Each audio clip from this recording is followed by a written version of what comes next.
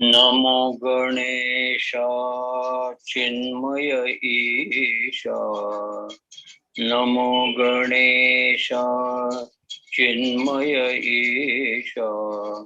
विघ्नहरेशा सनातना। विघ्नहरेशा सनातना। दत्त महेशा परम परेशा। दत्त महेशा परम परेशा। जय जगदीश नारायणा। जय जगदीश नारायणा। नमो गणेशा चिन्मय ईशा। विघ्नहरेशा सनातना। आत्मा राम निज सुखधाम। आत्मा राम निज सुखधाम। प्रशांत श्यामा निरंजना। प्रशांत श्यामा निरंजना। नमो गणेशा चिन्मय ईशा। विघ्नहरेशा सनातना। दत्त महेशा परम परेशा। जय जगदीश नारायणा। नमो गणेशा चिन्मय ईशा। विघ्नहरेशा सनातना। आत्मा राम निज सुखधाम। प्रशांत श्यामा निरंजना। नमो गणेशा चिन्मय Isha.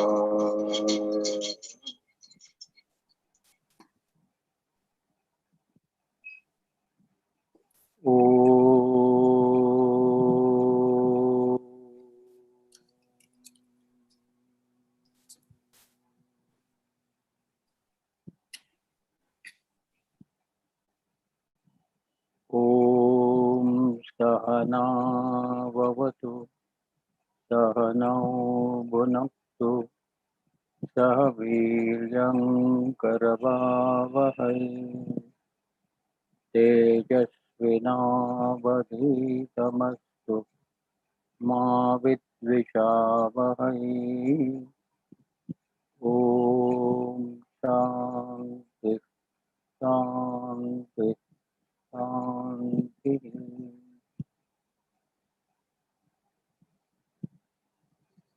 Hari Om friends, with salutations, I welcome you all, more so all my new friends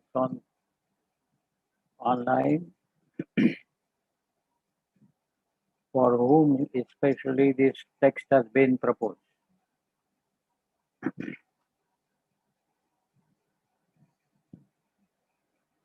So, before we proceed on our discussions,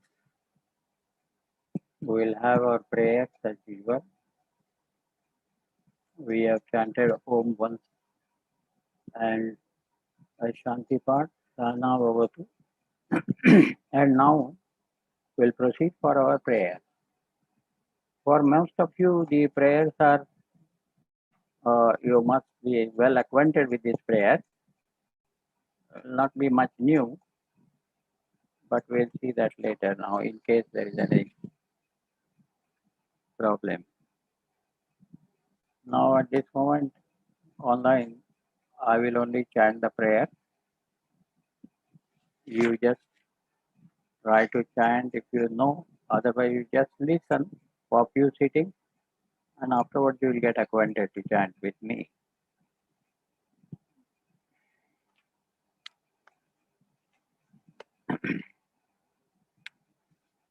Sada Shiva Samarambham Shankaracharya Madhyamam Asmadacharya Paryantam वन्दे गुरुपरम्पराम् श्रुतिस्मृतिपुराणानाम् आलयं करुणालयम् नमामि भगवत्पादं शङ्करं लोकशङ्करम् चिन्मयो नाम रूपस्य आनन्दो वै स्वभावतः वेदगीतासमुद्धर्ता ज्ञानयज्ञव्रते स्थितः चिन्मयं जीवनं यस्य स्मरणं यस्य चेतना ज्ञानदानं धृतिर्यस्य तस्य पादौ भजाम्यहम् त्वमेव माता च पिता त्वमेव त्वमेव बन्धुश्च सखा त्वमेव त्वमेव विद्या द्रविणं त्वमेव त्वमेव सर्वं मम देवदेव त्वमेव सर्वं मम देवदेव.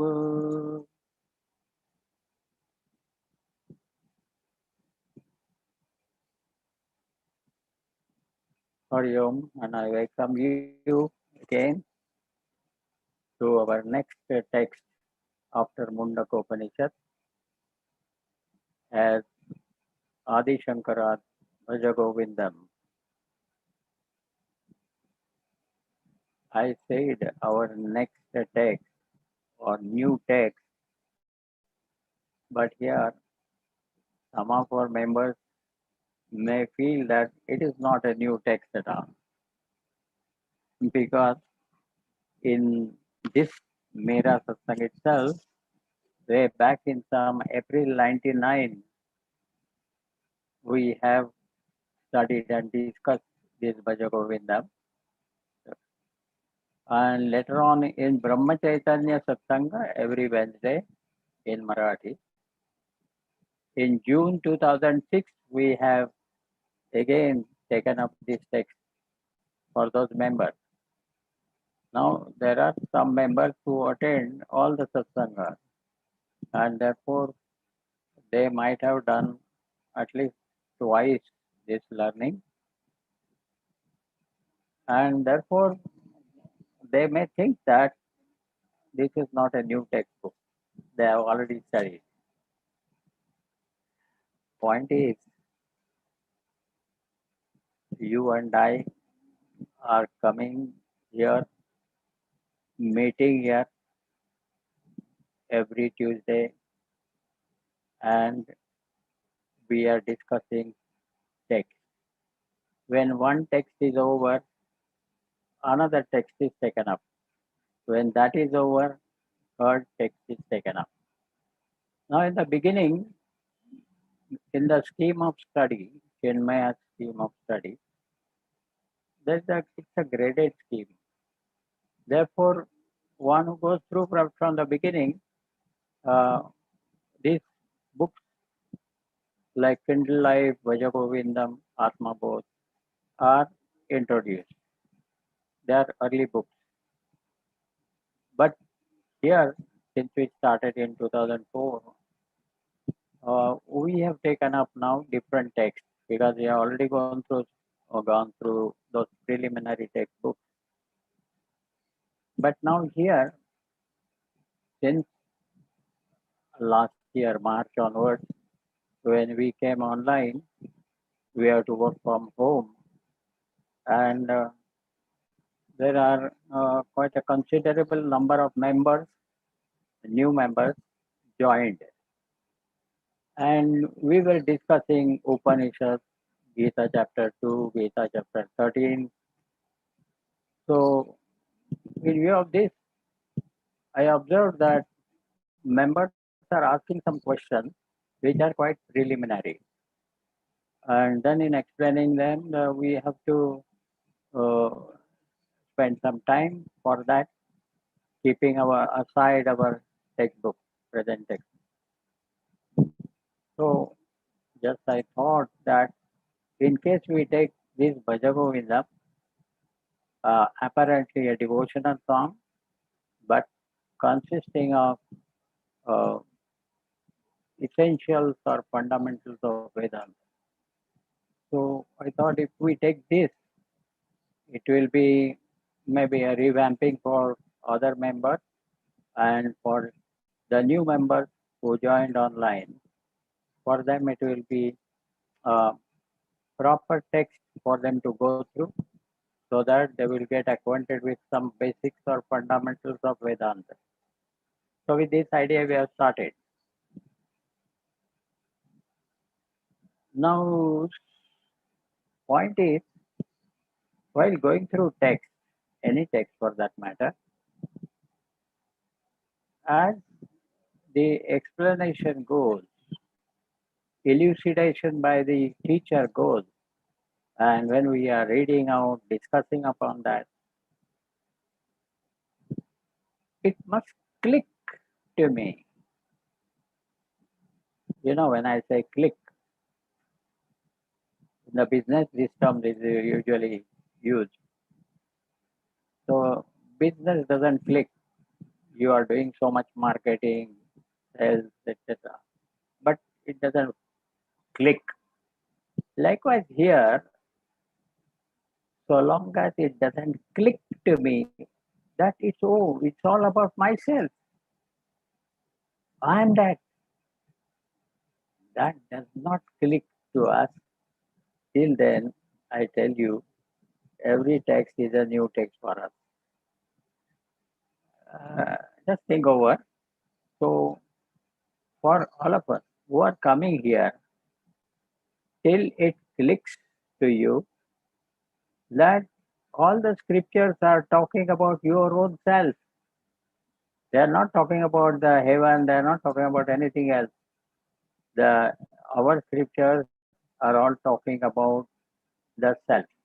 That's the only subject that they have. So when they're talking about ourselves, and when it clicks to us that, oh, it is myself, then what will you do, you know? You will run away from the study group. You'll run away from the satsang and go home and seek some uh, lonely corner and there start contemplating upon what you have intellectually understood. That's the point. So long as it doesn't click you, we will continue to come. We are at the feet of our master, learning from him with the help of his commentaries on these texts. And till it clicks us, we have to continue. Then, for us, every text is a new text. Whether we have done it earlier or not, so it is all new to us. So, I believe for many of our earlier senior members who have already gone through once this Bhaja Govindam text, either in this Satsanga or in Brahma Chaitanya Satsanga on Wednesday, for all of them, when they are repeating this, it is a new text for us. So, or they may say that they may refresh the portions again, or it may be another attempt for us to realize the content. So, till it clicks to us, for us, every text is new and we would have a fresh approach to the text. We'll not say that we have already done this, etc. Don't keep that kind of feeling. Let us try to understand. Suppose if you have understood it, then you will be the best contributor in our group discussion. You must contribute. If you have not understood, you may have questions, which also you may put up. So this way, by group discussion method, we are proceeding on our portion. The portions are allotted to you. I mean, I need not really allocate you. You know it. You try to read at least 20 minutes to half an hour every day. The portions, the present portion, say every day 2 stanzas and its commentary. You should read. And throughout the week, you have to read every day the same two stanzas. That's the portion for the day. In satsang, we can cover maximum two stanzas, usually one stanza. So that portion you have to read every day, the same portion with commentary, you have to read. Then in the first reading, you will get a general feel of the portion. Second day, you would like to highlight some points that you appreciate. Then you may mark some points which you would like to clarify. And likewise, you should read it every day, 20 minutes to half an hour, or two stanzas with its commentary. And then come prepared on the weekend satsang. So for us, Tuesday is the weekend. Then Wednesday onwards, your studies start. So likewise, we are going to have individual study and weekly group discussion. That is the scheme. So you must go through the portion at home and have your own points either to contribute or to clarify. And thus we will have the group discussion. That's the idea. Here we will have 90 minutes group discussion. So this is the way we are proceeding, and we have taken Bhaja Govindam as the text with Swamiji's commentary in English for our study and discussion. So now, without spending any time, no formalities, we are proceeding straight to the introduction portion of this book. Uh, this introduction is first about the author of this book, that is Adi Shankaracharya.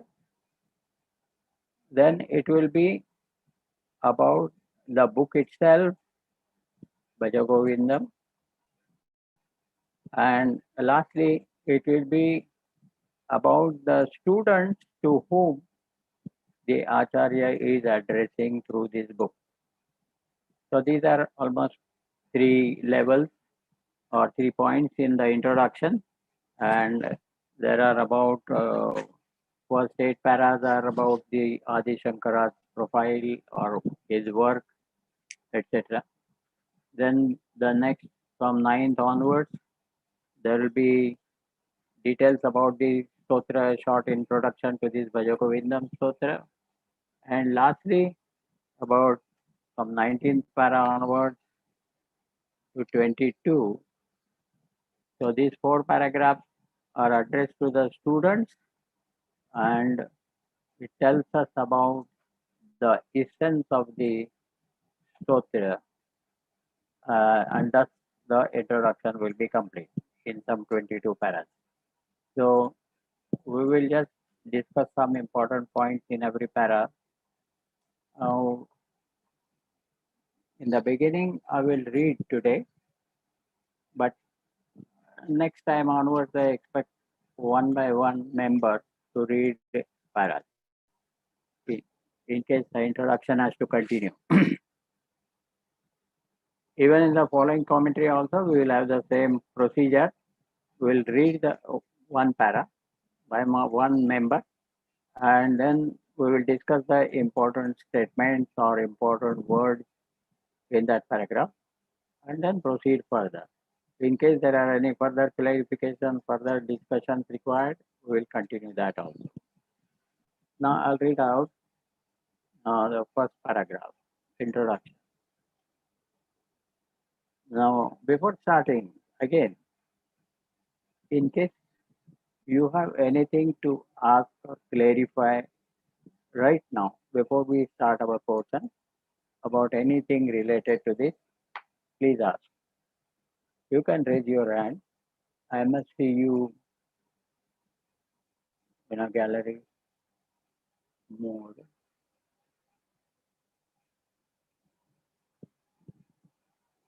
Anyone would like to ask anything or say anything?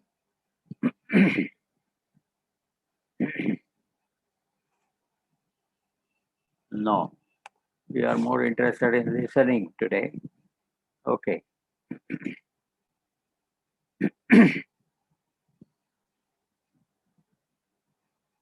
Bhagavad Pada Acharya Shankara was not only a great thinker and a noblest of philosophers of Advaita, but he was essentially an inspired champion of Hinduism and one of the most vigorous missionaries in our country.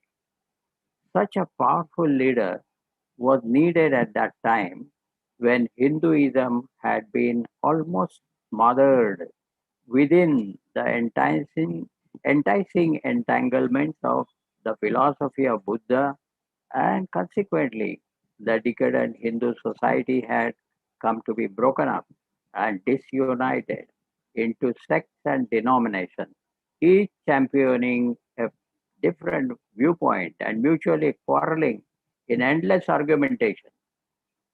Each Pandit, as it were, had his own followers, his own philosophy, and his own interpretation. Each one was a vehement and powerful opponent of all other views. This intellectual disintegration, especially in the scriptural field, was never before so serious and so dangerously calamitous as in the times of Sri Shankara. Now, here we have, first of all, a type of people that are suggested here. One is a great thinker and the noblest philosopher. About Acharya Shankara, it is said that he was not only a great thinker and the noblest philosopher of Advaita.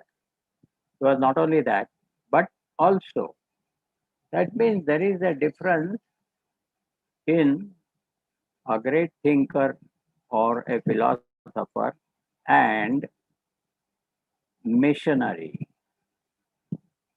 a champion of Hinduism and one of the most vigorous missionaries. A thinker and a philosopher, one side. He may be a great thinker and philosopher. We may find in society such people, though rare, but they may not be involved in the actual activities in serving the people, what they have understood in sharing with others. So this kind of thing may not be there with them. Similarly, the other person is the most vigorous missionaries or inspired champion of Hinduism. And both these type of the people were rolled in one in Acharya as such. So this is the most important thing. Being a great thinker and a philosopher of Advaita, he has studied thoroughly all the Shastras. As in the prayers we have seen that Shruti Smriti Purananam Alayam Karunalayam. He has studied thoroughly well the Shruti. Shruti stands for Vedas and Upanishads, which come at the end of the Vedic literature. Then Smriti stands for all those written manuals and procedures for social welfare based on the Shruti, that is Upanishad. And Puranas are the cases of kings, exemplary cases of kings who had lived those values of life as enshrined in our scripture. So the Shrutis or Upanishads give us the vision of reality. The Smritis tell us the values of life, the value system by which when we live up to, it is for the welfare of the society. And Puranas give us the exemplary cases of kings like Dilip, various kings in Ikshvaku dynasty, all those kings who lived their life abiding by the values of life that are enshrined in our scripture.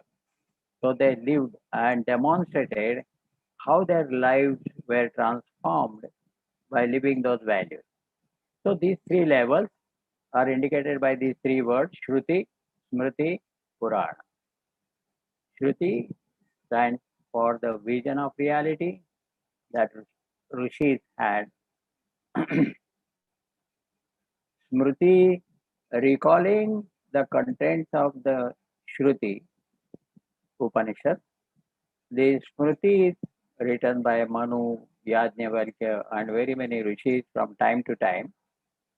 They, for the welfare of the society, they introduce certain values and virtues of life which are to be lived by the people.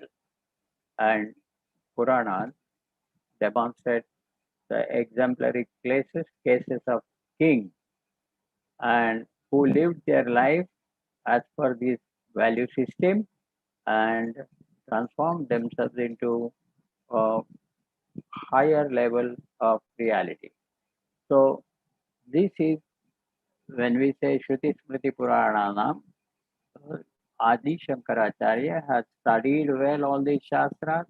He has followed the spiritual practices as per these shastras, and he has realized the reality in himself, and thereafter he has written certain literature which will tell us what kind of philosophy he has studied and how he is presenting it in his literature. This is one part, a great thinker and a philosopher. And the next part is the missionary aspect, where he went from place to place throughout the country and he conveyed what he has learned to the people, disseminated knowledge to the students. He composed some devotional songs for the uh, people at large, majority of the people. Through various methods, he tried to disseminate that knowledge, conveyed it to the people so that following that they would improve their lifestyle, they would transform their life, etc. With this idea, we are observing these two different sets. One is he was not only a great thinker and the noblest of philosophers of Advaita, uh, is a philosophy of non-dualism or Advaita, non-dual.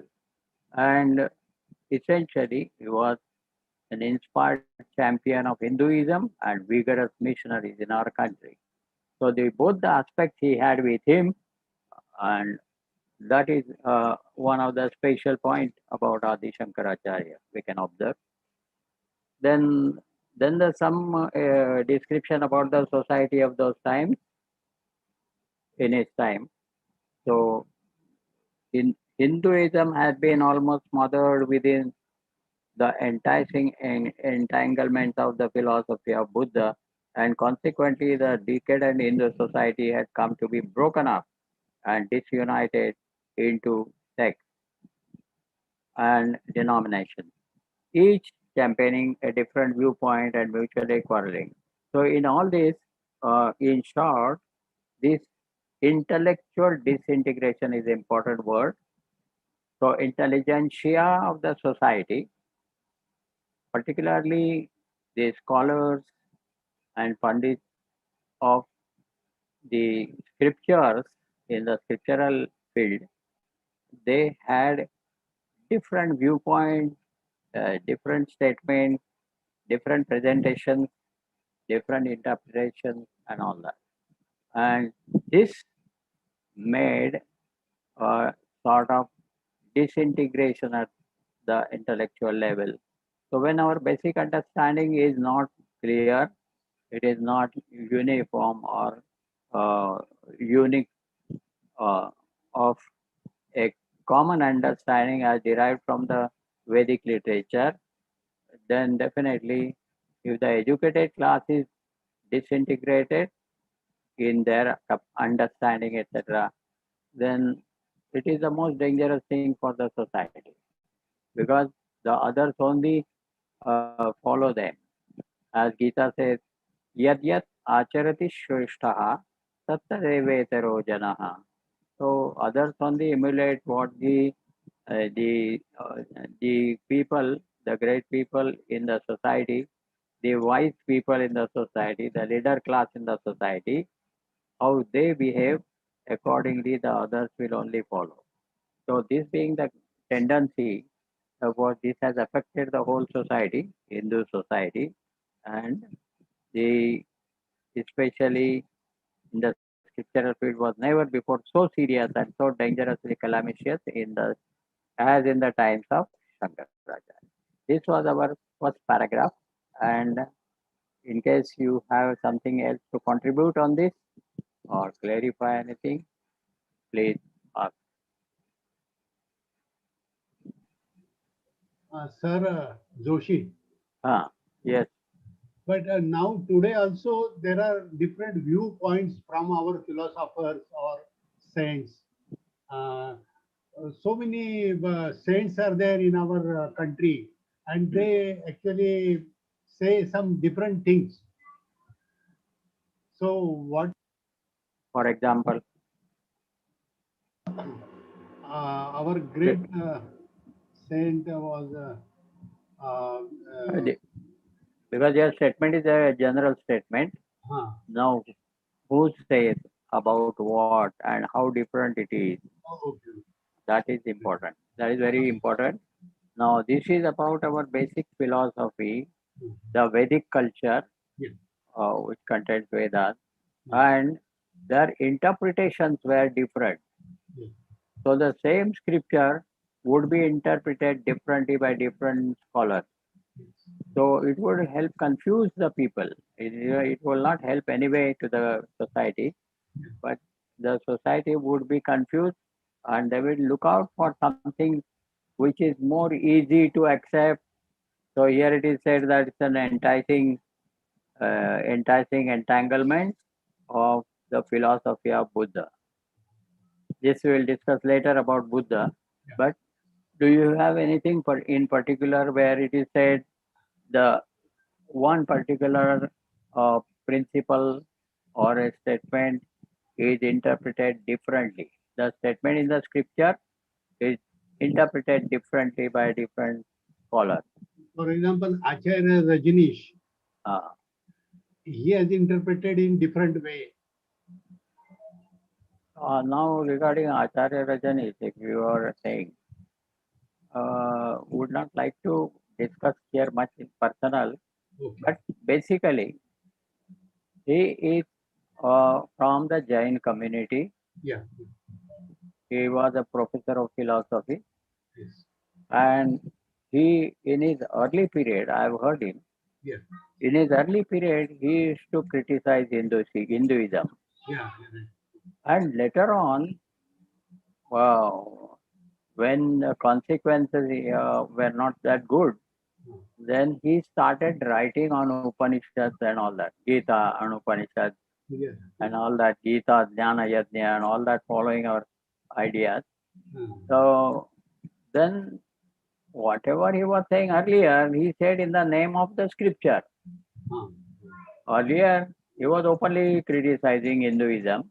Yes. Later on, now through in the name of Upanishad, his commentary would be such Huh. as per his previous views only. There is no change. I see. So now the Jain philosopher is not qualified for commenting on Vedic culture Huh. mainly because Jain philosophy is atheistic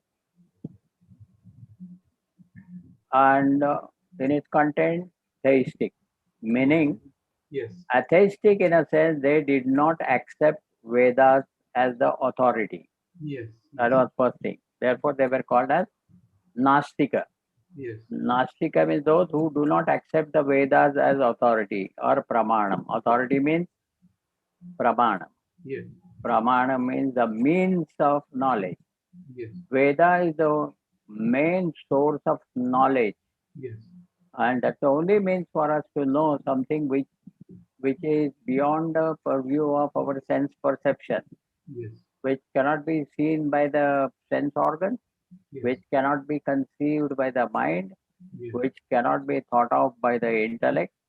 Ah, The subject, that is the reality, which is beyond the purview of these equipment, yes. where the were described in the Vedas or Upanishads, Yes. and therefore they are the only means to know the reality. Yes. Now, those who accept these as the means for knowing the reality, they are called as astika, Ah, and those who do not accept that as the means for knowing the reality, they are called as nastika. So Jainism is nastika in a sense, they have not accepted our Hindu scriptures as authority. Now, if yes. you are not accepted, then you don't have any right to comment on that. You are not authorized to comment. Hmm. If you are not accepting the philosophy, forget about it. Hmm. That was the idea. But Yes. he kept on, continued on talking. Therefore, we find some differences. Yes. So we need not consider at all what Rajini ji has said about our scriptural statement. Okay. So those interpretations need not be considered at all. Okay. But if you have anything, we have, like we have seen earlier, that the same scripture like Upanishad, Gita, and Brahma Sutra. This is called as Prasthana Trayi. Yes. This is essential for the spiritual seeker to walk the path. Yes. How the collective or unifying understanding or teaching of these three scriptures Yes. has been well presented by Acharya Yes. in his Advaita philosophy. Yes. And he has presented it as a Vedanta Shastra. Yes. Okay. But then the same three Prasthanatrayis, same three scriptures have been interpreted by Ramanujacharya Yes. and also by Madhvacharya, and also by there are many more, few more acharyas also Yes. who have a different interpretation. Yes. And we have already discussed about reconciling these different views. Yes. So therefore, there is no such kind of different interpretation Hmm. uh, among the Hindus. Yeah. But in his times, there was. Oh. There were small sects and denominations. Yes. Each one would plead for his own sect and argue against all the rest. Yes. So this is kind of intellectual disintegration, as he said, and it was the worst times that were ever happened in the history for Adi Shankaracharya to face, Yeah. and he faced it. How he faced it will follow in the next. But here, basically, the different interpretations of the same scripture Yes. uh, is not now a big thing at all. It is well under. After Acharya has established Hmm. Advaita philosophy and reconciled all the so-called superfluous differences Yeah.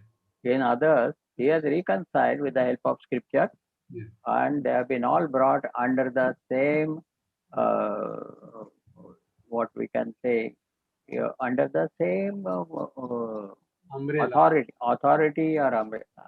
authority of the Vedanta. Hmm. So Vedanta is the highest science of reality. It has been the perfect science, so to say, and it has been all the three scriptures have been commented by Adi Shankaracharya, and he has given the essentials of the teaching Yeah. from all the three as one common, and thus he has established the science of Vedanta. Yeah. And this science of Vedanta, he is giving different arguments, different explanations according to the requirement.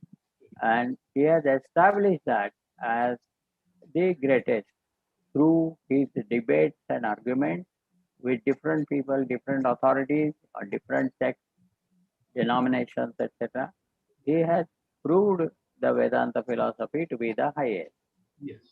So that therefore that's what you are saying, and you are only referring Rajanesh, then we need not. Okay. See what we say in the here in the first prayer verse we have said Sadashiva Samarambam Shankaracharya Madhyamam Asmadacharya Paryantam Vande Guru Paramparam.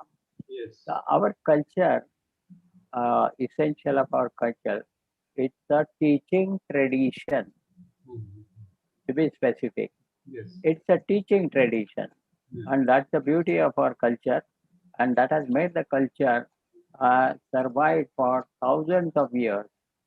So, this being the case, here we, when somebody says, even ordinarily speaking, Mhm. in our society, Yeah. if somebody starts talking too much about the scriptures and all that, Yeah. then sometimes people ask, who is your teacher? The Mhm. first question that he has to answer that. Who is his teacher? So that they will see whether there is any such tradition Yeah. of teacher and the taught. Yes. Guru Parampara, what is said, will see the lineage of teacher. Yes. So if it's satisfied, if it is conforming to this Vedic tradition, Yeah. then they will accept whatever he says. He has to only refer to those scriptures and say that whatever he is saying is not his own personal views, Mhm. but they are also referred by the scripture. So that when you refer something, your statement, and confirm it with the scriptural statement, then people accept you Yes. because it is in line with the tradition. Yeah. So, this being the case, Yeah. usually people will not really dare to question, etc. But at present, what happens is there is no control over the society. You see, there is no control at this moment. Anybody can talk anything about it. That we need not bother because without study, if somebody starts blabbering about it, Yes. we need not bother about that. But now, at the level of scholars and those wise people who have, definitely there is a better understanding. Yes. There is a perfect alignment in the understanding with reference to our Vedic culture. Therefore, there is no such problem of different interpretation. Okay. Yes. Is it all right? Yes. Okay. Yes, sir. Anything else? Anyone else? Sir, three scripture means Prasthantrayi only, no? Yes, I referred Prasthana Trayi. Yes. Prasthana is the path Hmm. by which the spiritual seeker has to walk. Hmm. And spiritual seeker walks the path for the total satisfaction or self-realization. Hmm. Now, the path by which the spiritual seeker has to walk is called prasthanam. Hmm. Prasthiyate anena iti prasthanam. Hmm. So, there are prasthana trayi, means there are three scriptures. Hmm. Doesn't mean there are three paths. You can't walk the three paths together Yes. simultaneously. Hmm. The common teaching from the sources, Upanishad, Gita, and Brahma Sutras, Hmm. there's a common teaching, and that teaching the spiritual seeker has to follow. That is the idea. Prasthana Trayi. Yes. Yes. Anyone else? Yes. So now we proceed to the second paragraph. It was at such a time when our society was fertile for any ideal thought or practical philosophy to thrive that the beautiful values of non injury, self control, love, and affection of the Buddha came to enchant alike the kings and their subjects of this country. But the general decadence of the age did not spare the Buddhists also. They among themselves precipitated different viewpoints.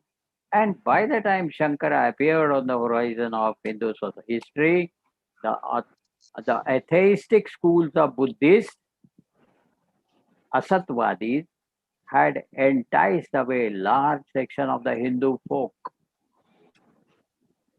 Oh, this is here, it is suggested. Buddhists are called as Asatwadis. Asatwadis, totally Asat in a sense that one check was the uh, theism in which they accept the scriptures as authority. The second point is whether they believe in the God. This is the second. So the Buddhists are atheistic atheism. Their philosophy is atheistic atheism. Both are atheistic in a sense. First, they don't accept the Vedas as the authority or pramanam. And secondly, they don't believe in God.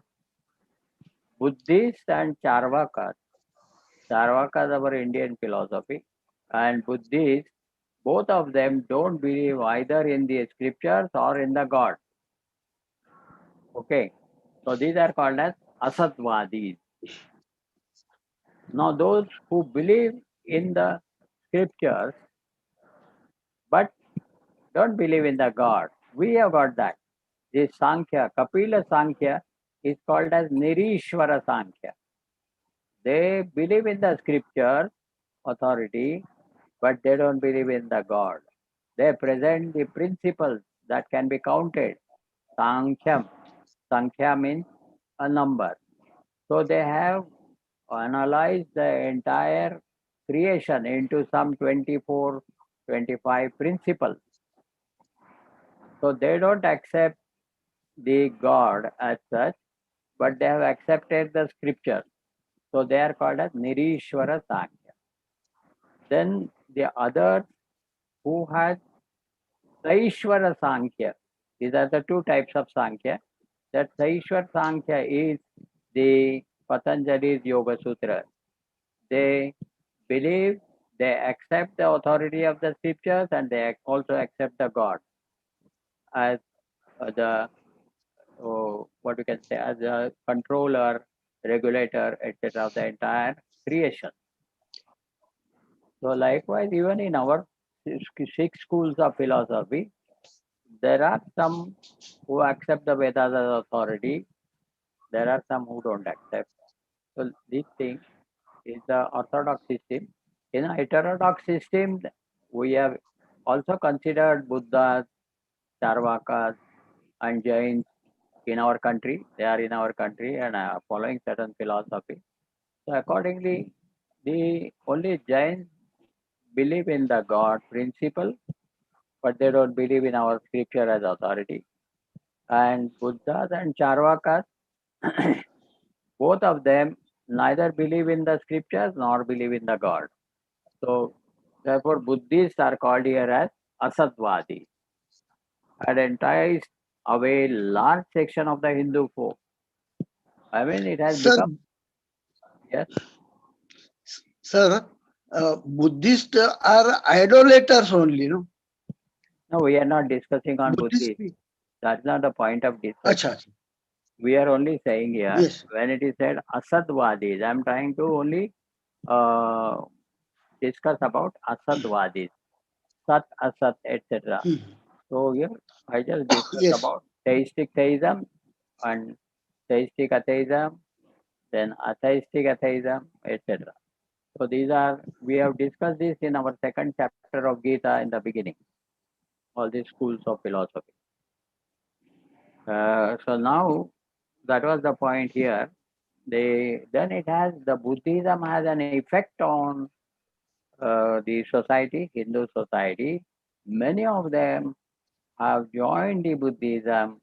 Many of them has given up their families, etc., and have become monks.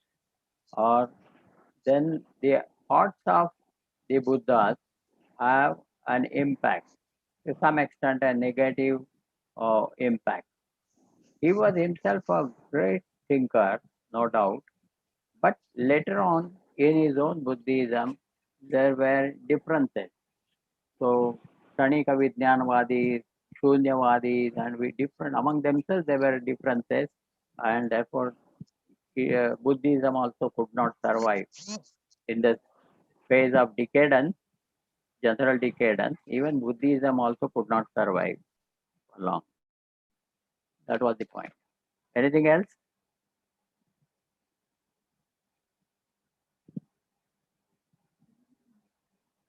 These are we are discussing the kind of society we had, the kind of problems we had, and when the Acharya came, we are saying about Acharya's profile here to some extent, and then his contemporary people, society, what are the problems he has to face. All this we have to see it further. There are 3-4 paras more about him. We'll see, go to the third para. It was into such a chaotic intellectual atmosphere that Shankara brought his life-giving philosophy of the non-dual Brahman of the Upanishad. It can be very well understood what a colossal work it must have been for a single man to undertake in those days, 7th or 9th century, as the footnote says. So, in those days, uh, when modern conveniences of mechanical transport and instruments of propaganda were unknown in its times, at that time it was a Herculean task, a great task for Shankaracharya to work on such conditions in the society where Buddhism was uh, dominant and Hindu section, majority of the people, a large section of the Hindus have joined the Buddhism, etc. So these were the conditions, and to bring a revival of his culture, of our culture, it was a great task. So that was the it's saying about that. Now here it is said the life-giving philosophy of non-dual Brahman of the Upanishad. In Buddhism, when a child is born, it is said it is a child of sin. Whereas in Hinduism, when the child is born, it is welcome and it is considered as a divine has come in form and shape. Rishis have always said, Shunvantu sarve amrutasya putraha. Listen, ye children of immortal bliss. So he has inherited with him the divinity when he is born. Whereas, so as Vivekananda said, each soul is potentially divine. So likewise, every child when he is born, it has inherited the divinity along with him as its nature. Whereas the Buddhists have described negatively about the birth of a child, etc. So here it is a life-giving philosophy of non-dual Brahman of the Upanishad.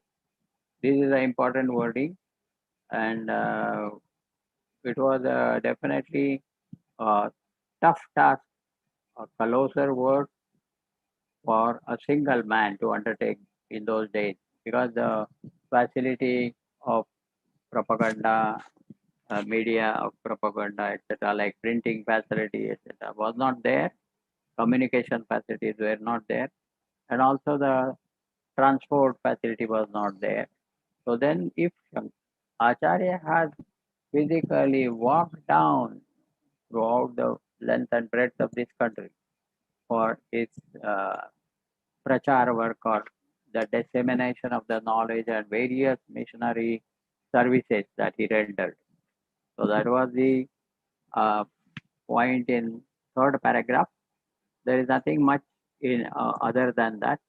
it's a difficulty is shown that when he is born at a time when the conditions of the society were very bad, disintegrated, intellectual disintegration, and under such conditions, plus the Buddhists also have dominated to some extent and have taken a large share of the Hindus on their side, and thus, with this condition, to revive our Vedic culture was a great task, and he had no instruments of propaganda, and he was alone single-handedly. So, with this idea, it shows not only the grave situation, but even for him to work, the sufficient machinery or the aid was not there. We go to the fourth para. The genius in Shankar did solve the problem, and by the time he had placed at rest his mortal coil, he had whipped the false ideology of Buddha beyond the shores of our country and had reintegrated the philosophical thoughts in the then Aryavarta. After centuries of wandering, no doubt, richer for her various experiences, but tired and fatigued, Bharata came back to her own native thoughts. This is in short how Shankara worked. What is the result? So we have already seen that the intelligentsia of the society was disintegrated and the society was influenced and enticed by the Buddha's philosophy.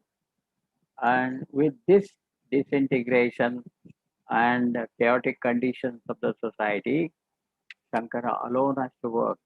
And in his span of some 32 years of his span, by the time he ended his life, by the time he placed his mortal coil, that's our description, and he has already whipped the false ideology of Buddha beyond the shores of our country and had reintegrated the philosophical thoughts in the then Aryavarta.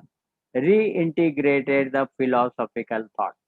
So many sects and denominations were there in the Hindu society. It was divided into so many different kinds of philosophies.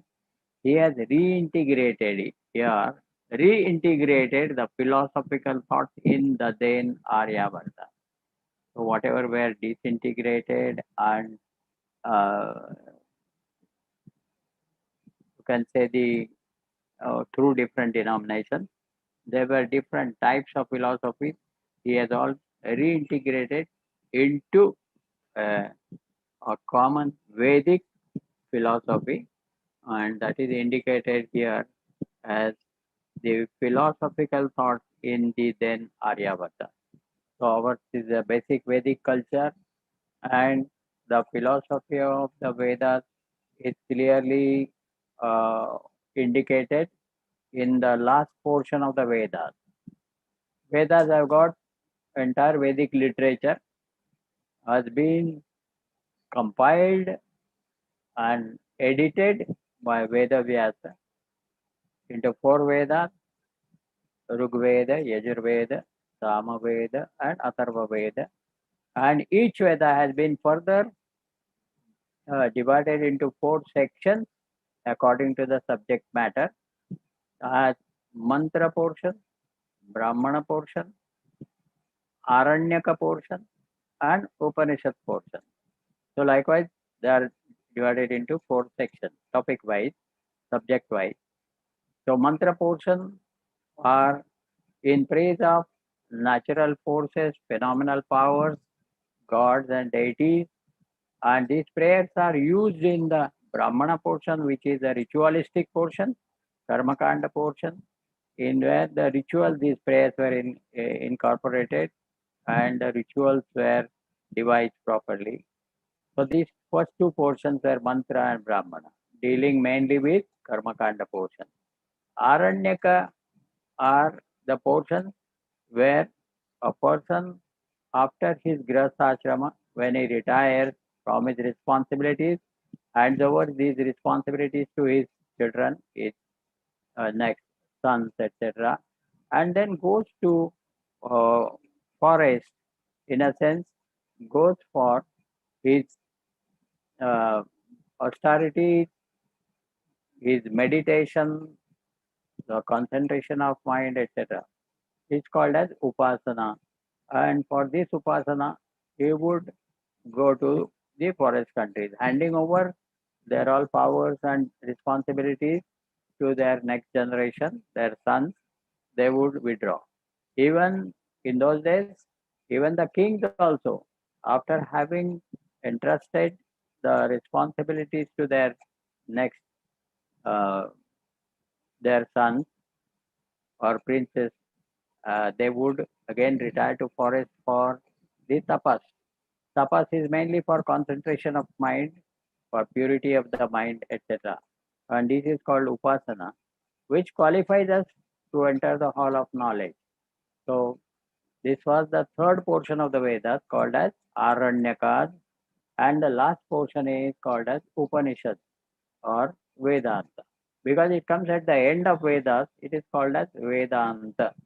And otherwise, Vedanta means the ultimate truth or reality that is mentioned there in that portion. So all those rishis have realized that reality. So that was a content of the fourth portion. So thus here it's a Upanishadic philosophy. When it is said in our the life-giving philosophy of philosophical truth of the Upanishads, or as we have read now here, reintegrated the philosophical thoughts in the then Aryabharta. It means that he has again revived the knowledge in the Vedic literature, and he has explained it at different levels for the ease of learning, and all these tasks that he has done related to the Vedic culture. So that now Bharata came back to her own native thoughts. This is clear that the native thoughts of this country are of Vedic culture. This is the first thing. And Acharya has relieved the Hindu society from the clutches of Buddhist philosophy. He has ousted the Buddhist philosophy from this country, and he has re-established afresh the Vedic culture by integrating all these denominations. He convinced them that they are not different from it, and their source is Vedic culture, and he correlated those sects with their roots in the Vedic culture. So this kind of integrative effect, integrative work he has done, and thus the Hindu society to much extent was integrated, and they were they fall back to the their original native thoughts, and that is Vedic thoughts. Sir, one question. Hmm. Uh, but still, the Buddhism is in a large part of Asia, Japan, China, and other countries. It Yes. is still followed. Means, what is the reason? Whether their philosophy is still uh, followed? Now, why it is followed, we cannot explain. Those who follow, they may explain. But that Shankaracharya has ousted Buddhism outside the outside our country, India, Yes. and then it is spread in other countries. Yeah. They were propagating there, and there are followers. Yes. So who should follow what? There is he has got a full freedom. We don't have to say anything about that. I mean, there must be something in philosophy, no? Some. some substance in the philosophy. Uh, Now, one thing is, philosophy has got two aspects. One is the theoretical aspect, which talks about the basic principles, Yeah. and the second aspect is the application aspect in our day-to-day life, Yes. Yes. right? Yeah. Now, as far as the main philosophy is concerned about the Buddha, uh, we cannot say that he has reached the ultimate truth. Yeah. Right. He has talked about nihilism or shunyavad, Yes.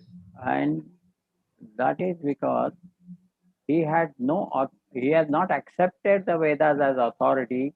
Yeah.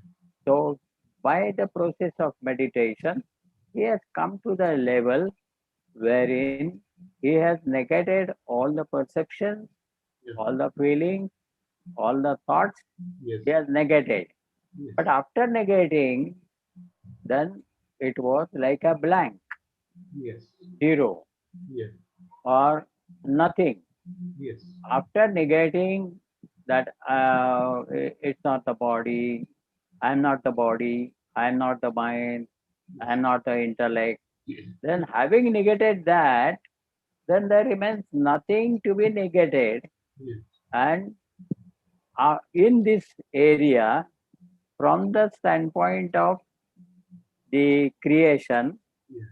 our physical body, sense organs, mind, intellect, etc. From this standpoint, when you negate them all, you come to a level where there is nothing.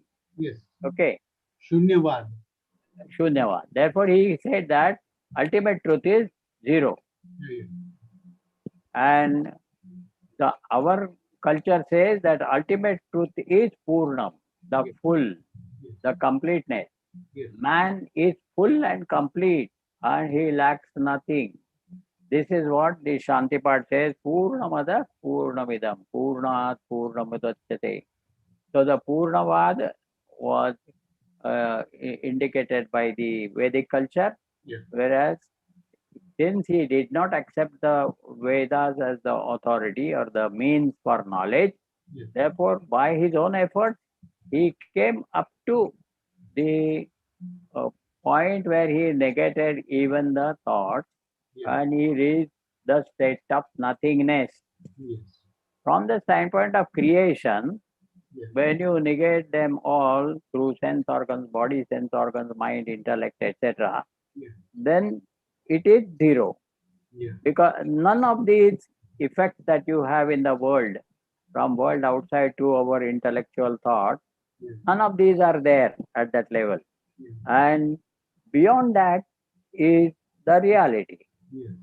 which our scriptures say and which he has denied. Yes. Therefore, he has to come back, concluding that it is the zero. Yeah. Ultimate reality is zero.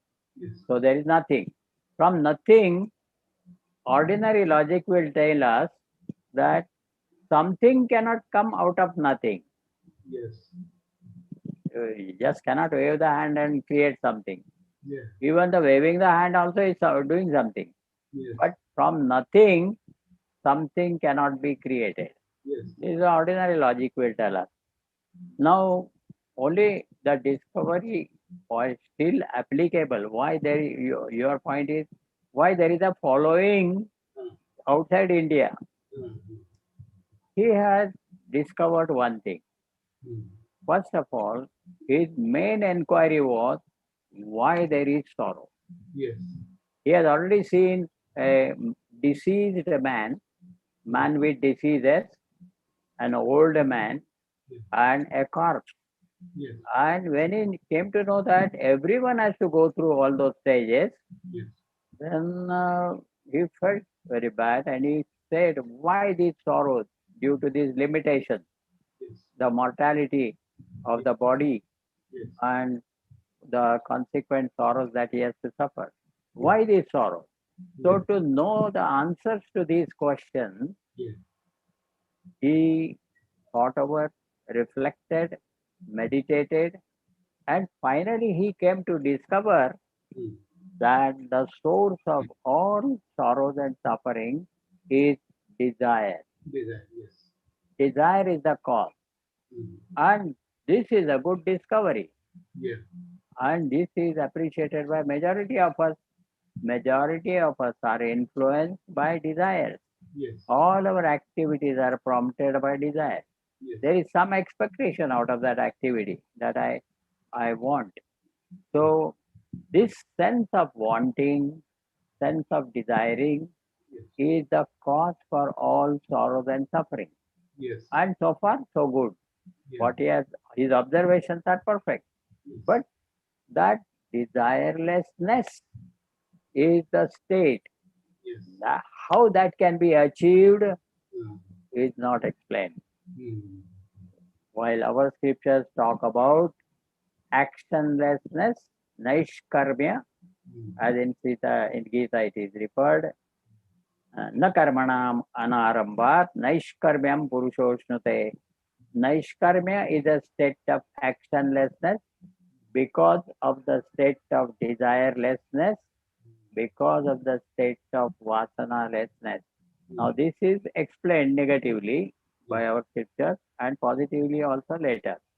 So, this kind of thing, up to desire being the cause of all sorrows and suffering, Yes. has been discovered by him and which is already discovered by the Vedas, Yes. but they also gave us a remedy for that, Yes. how to overcome these sorrows and suffering.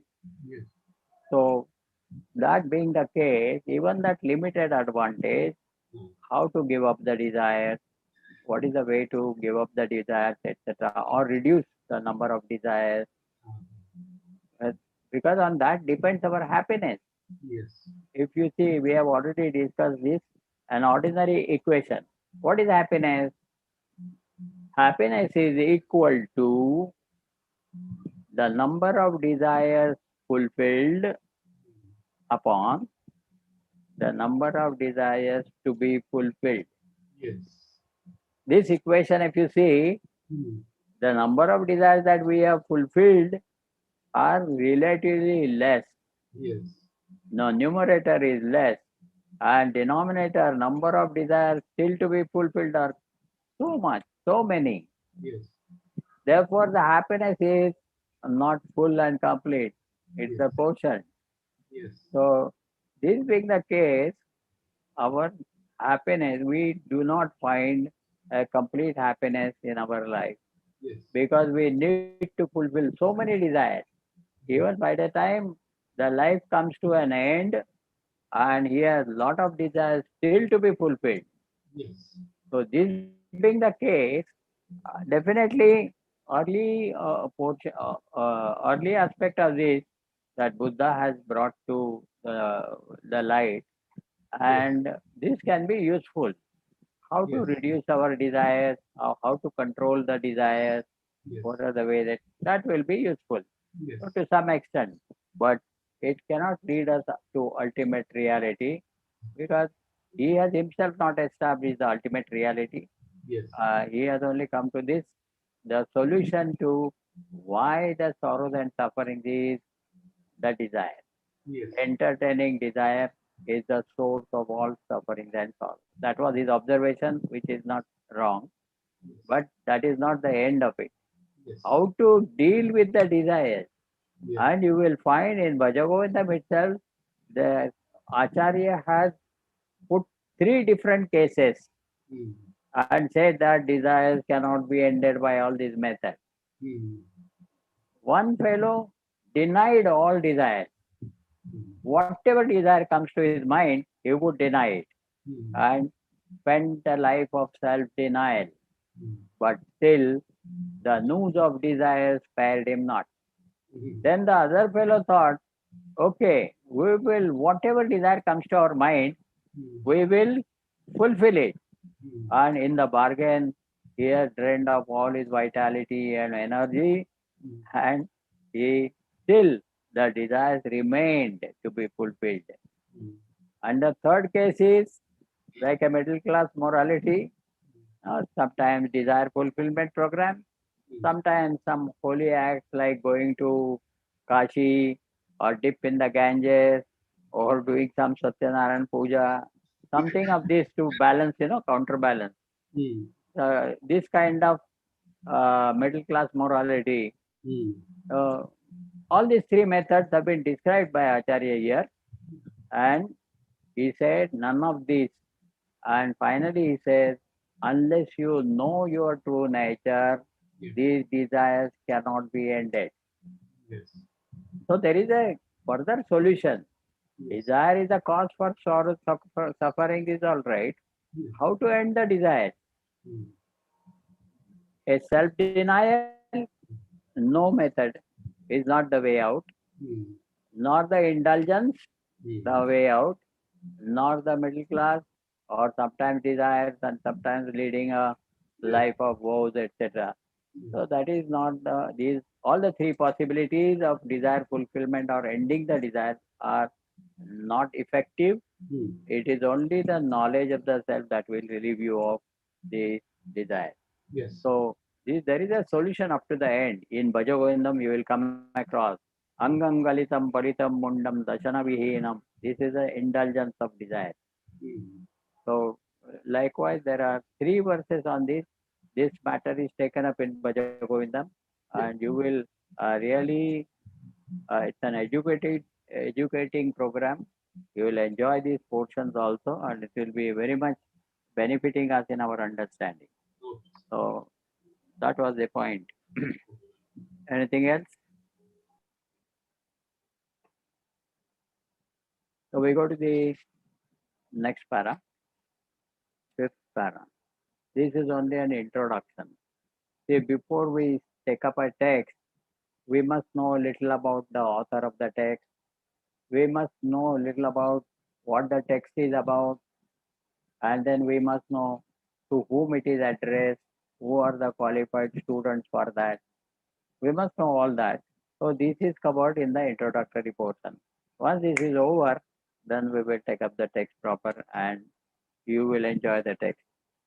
It's an education, but in a very musical style, in a rhythmic way. It is in a very sweet tone. That is uh, that the essential advice is given. Some practical hints on how to live our day-to-day life is given. So all this it will be all benefiting to our day-to-day life as well as our self-improvement or personality development. So let us go to the next paragraph. In his missionary work of propagating the great philosophical truths of the Upanishads and of rediscovering through them the true cultural basis of our nation, Acharya Shankara had a variety of efficient weapons in his resourceful armory. He was indeed preeminently the fittest genius who alone could have undertaken this self appointed task as the sole guardian angel of the Rishi culture. Now, about his missionary work. So, earlier we saw in the first paragraph that he was not only a great thinker and a philosopher, but he was also a champion of religion, Hinduism, and he was also the great missionary of this country, in this country. So this type of now the missionary aspect is being opened up here in the fifth paragraph in his missionary work. So he has propagating the great philosophical truths of the Upanishads and rediscovering through them the true cultural basis of our nation. This is very, very important. Our true cultural basis is the philosophical truths of the Upanishads. This is our Vedic culture, and this he did it, propagating the great philosophical truth. That's the difference between a great thinker and philosopher and a missionary. Missionary has to propagate what he knows and in a various methods by which he can disseminate the knowledge. He can give them some hints about how to live our day-to-day life, etc. And this kind of work was his main job. we, we, we will see it from here onwards. This is only an introductory aspect of it. So here he has been considered in doing the missionary work, propagation of philosophical truth, then discovering it as the true cultural basis of our country. So Vedanta is the true cultural basis of this country. This is one aspect he has put up. And then it is said that it is a self-appointed task. Missionary work is not something that somebody has entrusted upon us. We must feel a great zeal about serving the country or our people around, and this is missionary zeal. And one who has got it, he will himself, uh, here it is mentioned, self-appointed task. Nobody has appointed him. He himself was inspired to do that. He observed what is lacking in the society, and then he fulfilled it by different missionary services. So this is what now we are going to see in detail. So this is only the introductory part of his missionary work, the fifth para. Now we go to the sixth one. An exquisite thinker, a brilliant intellect, a personality scintillating with a vision of truth, a heart throbbing with industrious faith and ardent desire to serve the nation, sweetly emotional and relentlessly logical in Shankara. The Upanishad discovered the fittest spiritual general like military position is a spiritual general. Now see what are the things he has got. A brilliant, for this missionary work, what is required? Exquisite thinker. He has original thoughts. He has thought over. Exquisite thinker.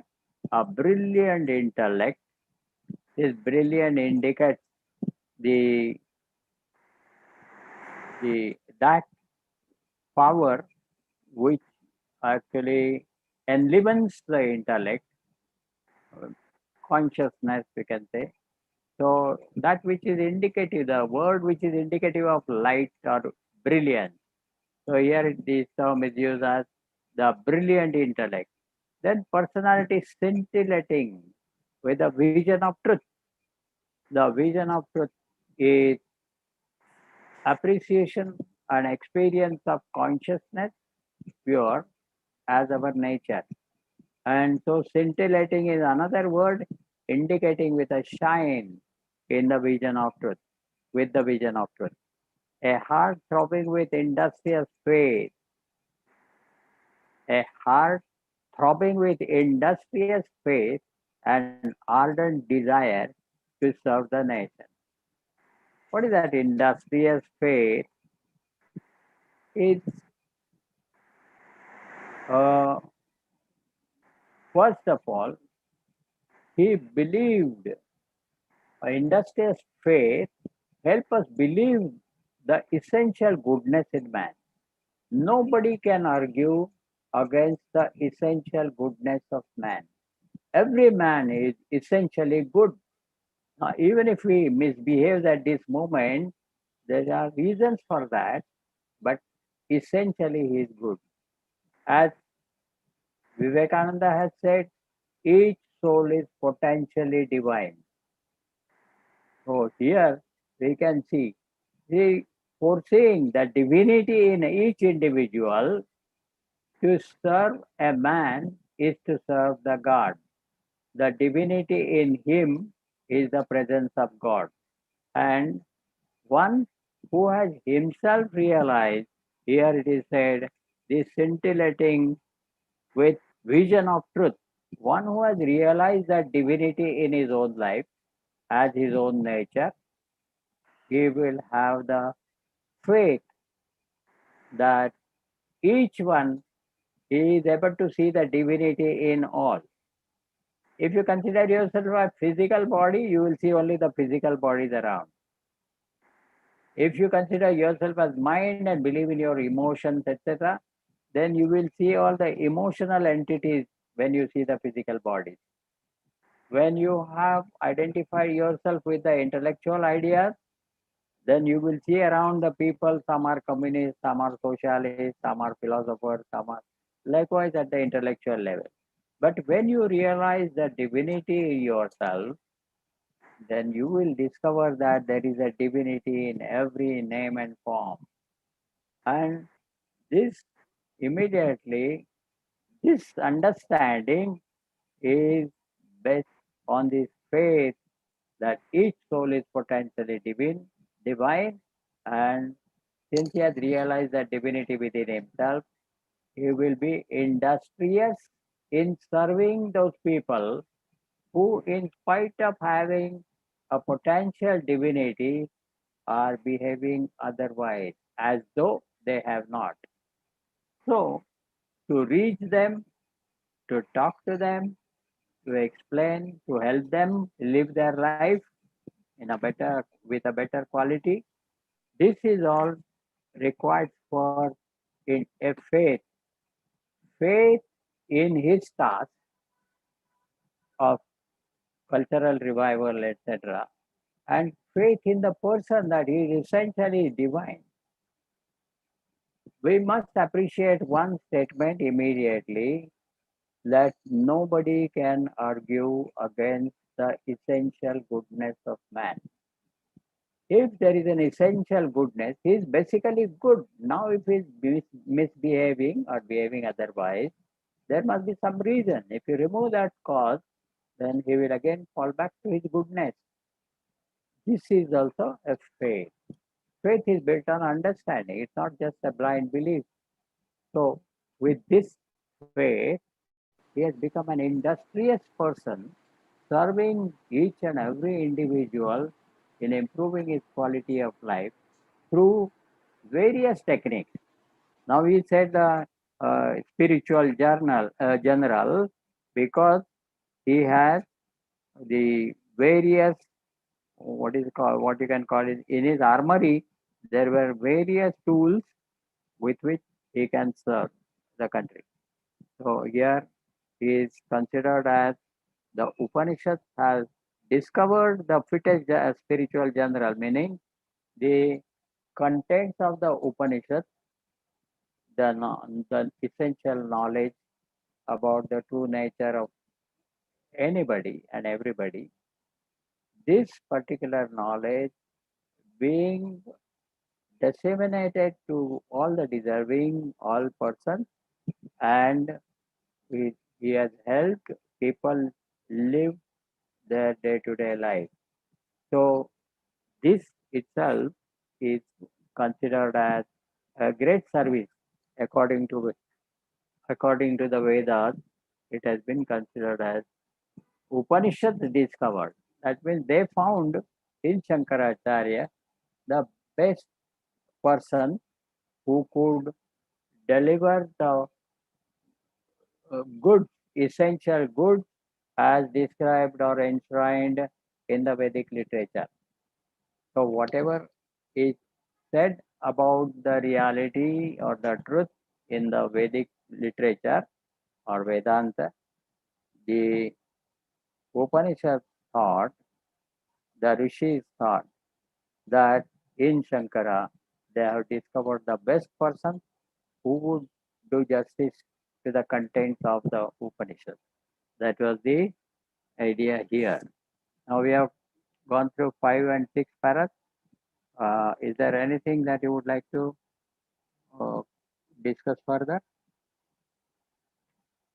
Now, as such, these are only introductory aspects, and actual work is discussed in the 7th and 8th para. These two paragraphs discuss about his services, actual services, what he did.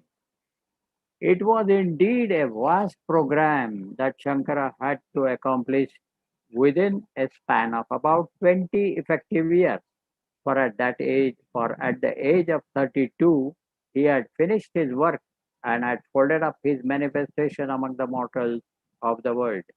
He had brought into his work his literary dexterity, both in prose and poetry, and at his hands, under the heat of his fervent ideals, the great Sanskrit language became almost plastic. He could mold it into any shape and into any form, from vigorous prose, heavily laden with irresistible argument, to flowing rivulets of lilting, tuneful songs of love and beauty. There is no technique in language that Shankara did not take up, and whatever form he took up, he proved himself to be a master in it.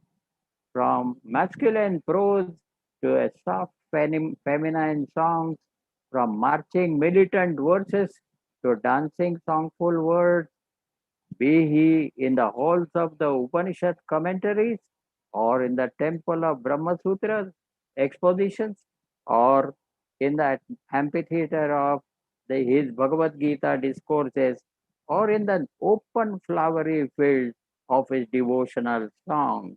His was a pen that danced itself to the rhythm of his heart and to the swing of his thoughts. It's a beautiful piece of literature, first of all. In English, this is one of the best piece of literature, and he has, since it is a literary style, he was himself MA with English, postgraduate in English, and he has done laws also. So he has fully utilized this English language, and he has himself also applied it to the beauty of Indian culture. So here he writes, and his last sentence is the climax of his beauty in his expression. So his was a pen that danced itself to the rhythm of his heart and to the swing of his thoughts. So here both mind and intellect, heart and head, both are covered. So literary style, he has written commentaries on all the three important scriptures, the Upanishads, the Bhagavad Gita, and the Brahma Sutras. Through this commentary, he has presented the common teaching that all the three has to give, and based on that teaching, he has structured the science of Vedanta, which then becomes a easier thing to learn the scriptures. Now, even the dissemination, the spread of this knowledge, he had different ways. He had written commentaries, that is first part, we have seen already. Then, in order to understand that Vedic literature, he has composed some category books like uh, which are otherwise called as Prakriya Granthas or Prakarana Granthas, or category books which are introduced to the student, beginners, explaining the terms and terminologies that is used in the Vedic literature or in Vedanta or Upanishad. So these are the books that he has written for the beginners. Then he has written commentaries for the advanced students. Then he has composed devotional songs like Bhaja Govindam and many more stotras. They are considered generally as devotional songs, but when you go through it, you will find the essentials of Vedanta uh, presented in a musical, poetic form. So when you see this, he has not spared any type of people. To them, according to their capacity, he has disseminated the knowledge, or he has shared his different techniques by which they can understand his knowledge. So likewise, this paragraph is talking about his literary skills, and that is one aspect of educating the society with our Indian culture.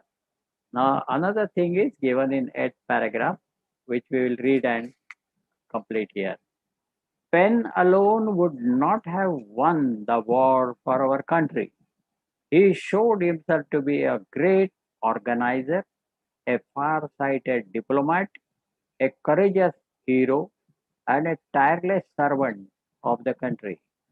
Selfless and unassuming, this mighty angel rode up and down the length and breadth of this country, serving his motherland and teaching his countrymen to live up to the dignity and glory of Bharat. Such a vast program can neither be accomplished by an individual nor sustained and kept up without institutions of great discipline and perfect organization. Establishing the mutts, opening up temples, organizing halls of education, and even establishing certain ecclesial, ecclesiastical legislation. This mighty master left nothing undone in maintaining what he achieved.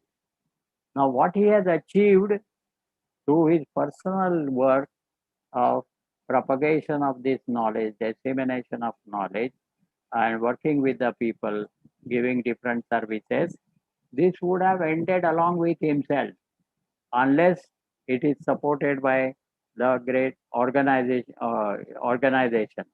So, apart from the author and the poet to which he has propagated this knowledge, he was also a great organizer. Organizer, how to bring the people together, how to make use of their good, whatever good qualities they have for the common, serving the common good as an organization. So this is one thing. Another thing is a far-sighted diplomat, a courageous hero, and a tireless servant of the country. How selfless and unassuming is the most important quality of a missionary.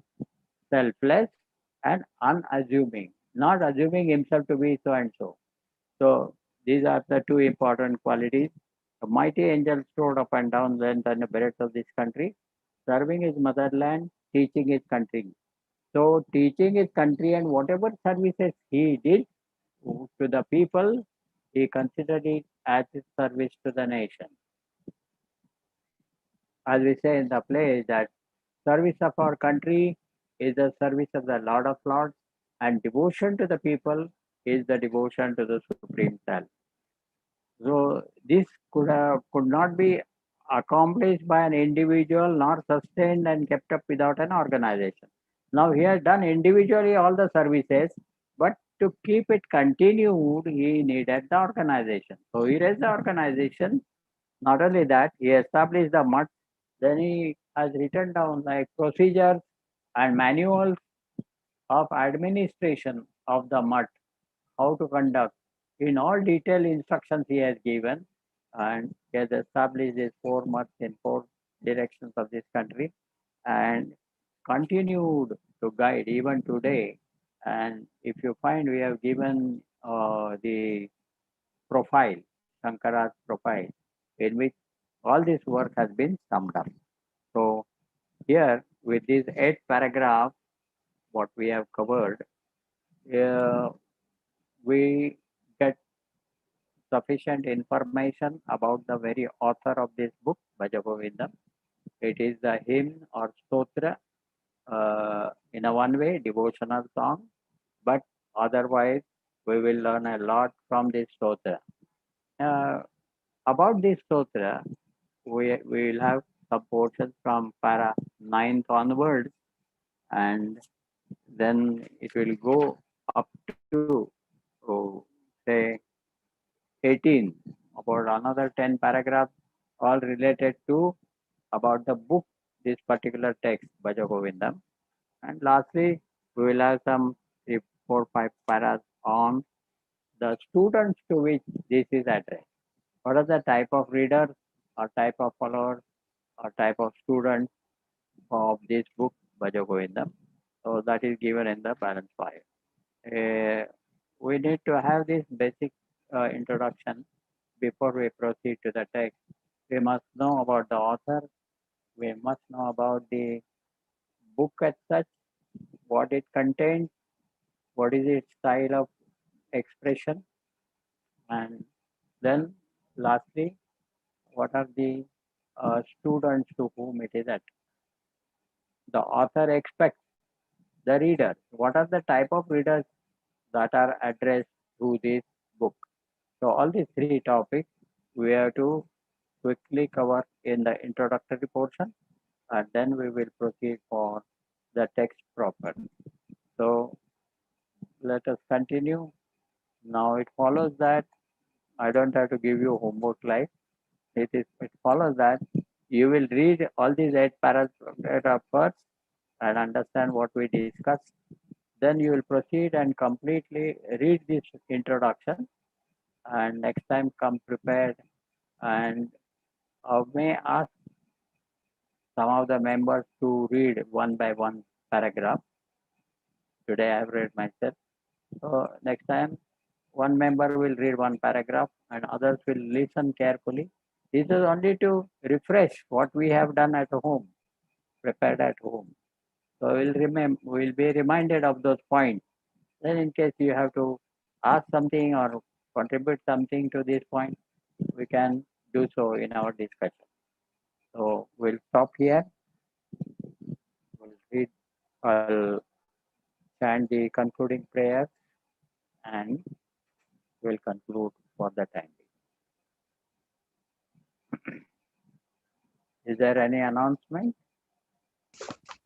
Hari Om and salutations to all present for the first session of Bhaja Govindam. Swasthya Sadhana's all Satsangas are recorded and we get YouTube link of these recordings. Details of Swasthya Sadhana Satsanga are as follows. On Wednesday, we have Bhagavad Gita chapter 2. It is of the same type, discussion type, and it is in Marathi. Thursday, Sri Dakshinamurti Stotram, it is in English. Friday, Bhagavad Gita chapter 13, it is discussed in Marathi. Saturday, self-unfoldment, it is in English. All our video meetings, and again we have bi-monthly activity on Sunday, like Samuhik Sampurna Gita Pathan, where we chant all the 18 chapters of Gita, and one more bi-monthly activity where we discuss Viveka-Chudamani, some selected verses, it is in English. All these satsangas are on video meeting basis, they are free and all are welcome to join it. Hari Om. Sarve bhavantu sukhinah, sarve santu niramayah, sarve bhadrani pashyantu, ma kasyit dukkha bhag bhavet. Om Shanti Shanti Shanti. Om Asato Ma Sadgamaya, Tamaso Ma Jyotirgamaya, Mrityurmamritam Gamaya. Om Shanti Shanti Shanti. Hari Om Shri Gurubhyo Namaha. Hari Om. Hari Om, everybody. Hari Om, Guruji.